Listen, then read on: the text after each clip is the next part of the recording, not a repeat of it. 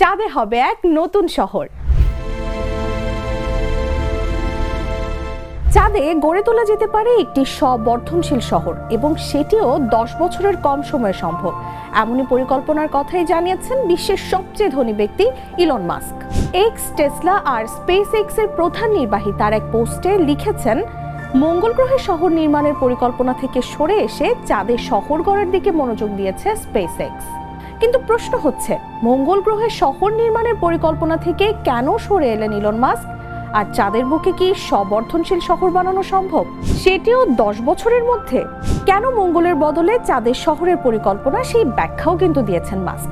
যদিও স্ববর্ধনশীল শহর নিয়ে আনুষ্ঠানিকভাবে কোনো পূর্ণাঙ্গ নকশা বা বিশদ পরিকল্পনা প্রকাশ করেননি, কিন্তু চাঁদের সম্পদ ব্যবহার করে ধীরে ধীরে স্থায়ী মানব বসতি স্থাপন এবং তার সম্প্রসারণের কথাও বলছেন। মাস্কের মতে চাঁদে আরও ঘন ঘন উৎক্ষেপণের মাধ্যমেই শহর করা সম্ভব হবে এবং সেটিও 10 বছরেরও কম সময়ে বাস্তবায়ন করা সম্ভব, যেখানে মঙ্গল গ্রহে একই কাজ করতে 20 বছরের বেশি সময় লাগবে। মাস্ক ব্যাখ্যা করেছেন, প্রতি 26 মাসে গ্রহগুলোর অবস্থান অনুকূলে এলেই কেবল মঙ্গল গ্রহে যাত্রা সম্ভব, কিন্তু প্রতি 10 দিন অন্তর চাঁদের উদ্দেশ্যে উৎক্ষেপণ করা যায়। অর্থাৎ মঙ্গলের তুলনায় চাঁদের শহর নির্মাণের কাজ অনেক দ্রুত সম্পন্ন করা সম্ভব। মাস্কের এমন মন্তব্যের পর তার ভক্ত অনুসারীরা দ্রুতই চাঁদের সম্ভাব্য শহরটির নকশা এঁকে শেয়ার করতে শুরু করেন।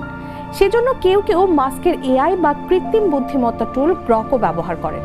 কিন্তু এটি কিভাবে বাস্তবায়ন করা সম্ভব?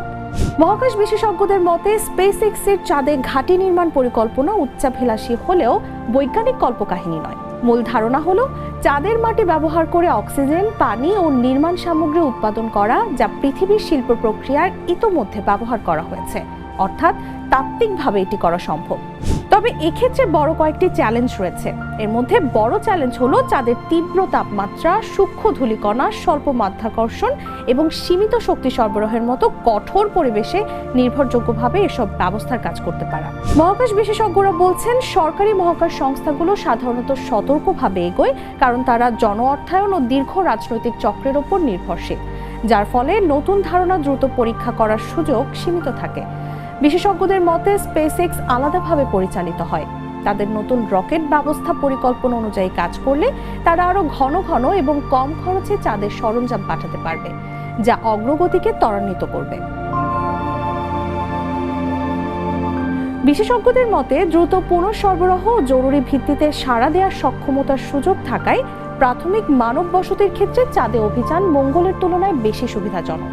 তারপরও সম্পূর্ণ স্বনির্ভর চন্দ্রনগরী এখনো অনেক দূরের লক্ষ্য, কারণ পৃথিবী থেকে পুষ্টি না এনে খাবার উৎপাদন করা আর সবকিছু পুনর্ব্যবহারের আটসাট ব্যবস্থা তৈরি করা অনেক বেশি জটিল। সম্ভবত এতে কয়েক দশক লেগে যাবে। তাই এই চিন্তা বাস্তবসম্মত হলেও তা ধাপে ধাপে বাস্তবায়িত হবে, একসঙ্গে নয়।